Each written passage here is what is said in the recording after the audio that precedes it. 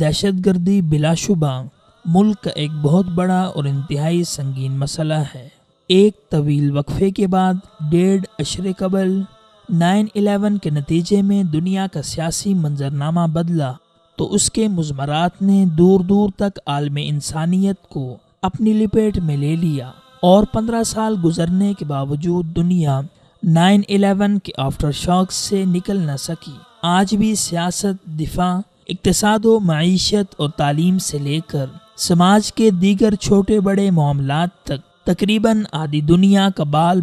9/11 کے کوکھ سے برآمد ہونے والی ناگوار صورتحال کے منفی اثرات میں جکڑا ہوا ہے۔ دیکھا جائے تو 9/11 کا واقعہ امریکہ میں پیش آیا۔ اس کے ذمہ دار کون تھے، کہاں سے آئے تھے، اور امریکہ جیسے ترقی یافتہ ملک کے نظام میں کیسے اس قدر نفوذ کر گئے کہ بیک وقت 3 مسافر طیارے ہائی جیک کر لیے گئے، جن میں سے 2 کو نیو یارک میں ورلڈ ٹریڈ سینٹر کے ٹوین ٹاورز سے ٹکرا دیا گیا، جبکہ تیسرے خودکش طیارے کو پینٹاگون کی عمارت کی طرف بڑھنے کے دوران ہی فضا میں تباہ کر دیا گیا۔ یقیناً یہ اور ایسے لاتعداد سوالات کا آج تک دنیا کو کوئی جواب نہیں ملا، اور ان کا جواب بدستور امریکہ پر قرض ہے۔ دوسری طرف اگر دیکھا جائے تو 9/11 سے پہلے پاکستان میں بم دھماکہ بہت بڑا واقعہ سمجھا جاتا تھا، خودکش حملوں کا تو تصور بھی نہ تھا، مگر جب سے امریکہ 7 سمندر پار کر کے دہشت گردی کے انسداد کے نام پر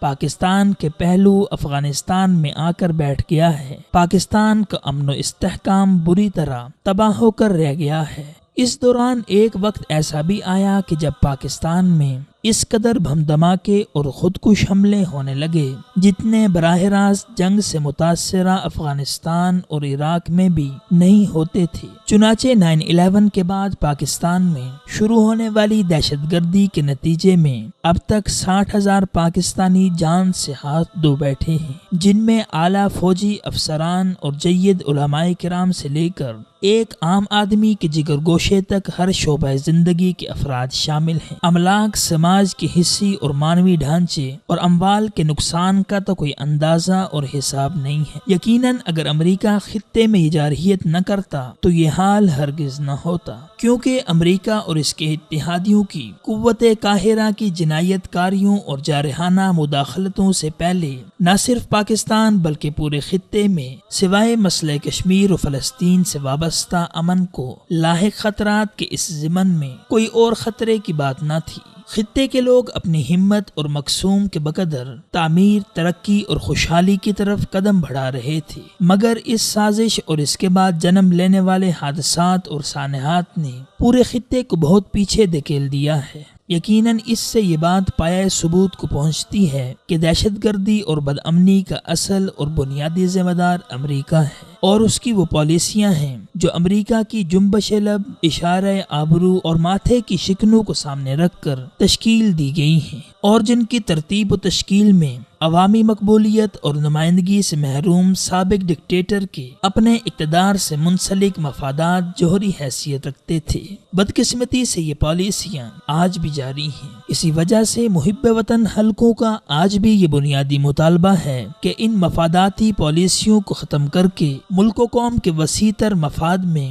نئی حکمت عملی وضع کی جائے، کیونکہ آج بے مثال قربانیوں اور انتھک جدوجہد کی بدولت یقیناً دہشت گردی کی وہ صورتحال نہیں رہی ہے جو آج سے 2 سال پہلے تھی، مگر یہ حقیقت ہے کہ دہشت گردی ابھی مکمل طور پر ختم نہیں ہوئی ہے۔ پس دہشت گردی کے مکمل خاتمے کے لیے یہ ضروری ہے کہ دہشت گردی کے اسباب و عوامل کا کھلے دل سے جائزہ لے کر ان کے سدباب کے لیے جامع حکمت عملی وضع کی جائے، کیونکہ اس کے بغیر شاخیں تو تراشی جا سکتی ہیں مگر جڑیں ہرگز نہیں ختم کی جا سکتی۔